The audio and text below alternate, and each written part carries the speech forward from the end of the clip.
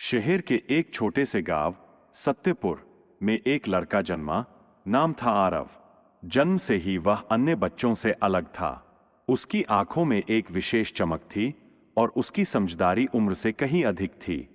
लेकिन असली चमत्कार तब हुआ जब वह 5 साल का था।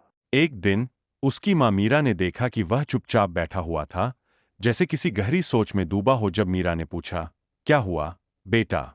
आरव ने मासूमियत से जवाब दिया, मां, कल बारिश होगी। हमें छत पर रखे गेहूं को अंदर रखना चाहिए।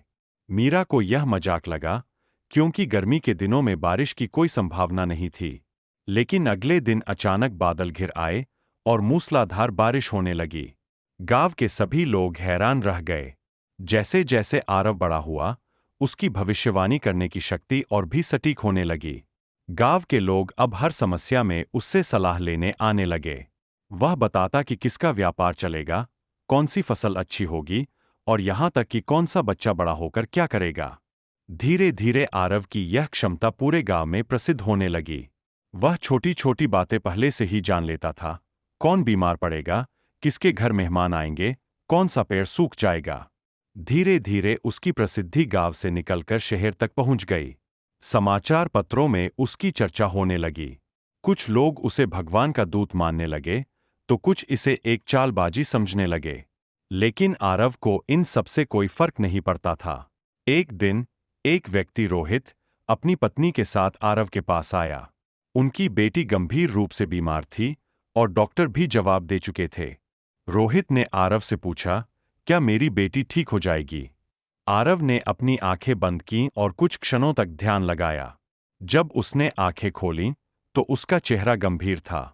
आपकी बेटी का जीवन खतरे में है, लेकिन अगर आप उसे तुरंत पहाड़ी के दूसरी ओर वाले मंदिर में ले जाएं और वहां रात भर रुकें, तो उसकी जान बच सकती है।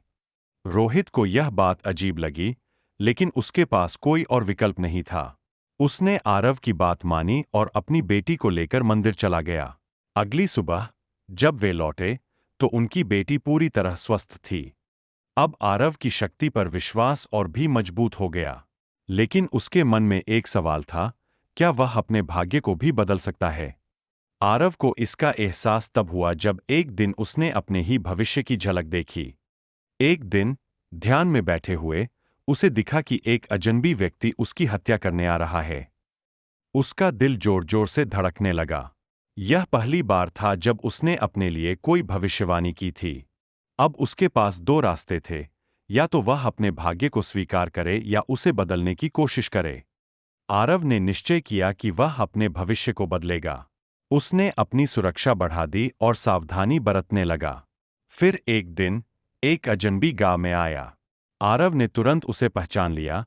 यह वही व्यक्ति था जिसे उसने अपनी भविष्यवाणी में देखा था। वह आदमी एक ठग था, जिसे किसी ने आरव को मारने के लिए भेजा था। लेकिन आरव पहले से ही तैयार था। उसने गांव वालों को सतर्क कर दिया और वह ठग पकड़ा गया। इस घटना के बाद आरव को यह समझ में आ गया कि भविष्यवाणी केवल देखने के लिए नहीं होती, बल्कि उसे बदलने की भी शक्ति होती है। आरव ने दूसरों के भविष्य को देखा और बदला था, लेकिन उसे अपनी सबसे कठिन परीक्षा तब मिली जब उसने अपने माता-पिता की मृत्यु की भविष्यवाणी देखी। क्या वह इस भाग्य को बदल सकता था? उसने हर संभव प्रयास किया, लेकिन नियति ने उसे वही दिखाया जो होना तय था। अंततः उसके माता-पिता का एक दुर्घटना में निधन हो गया।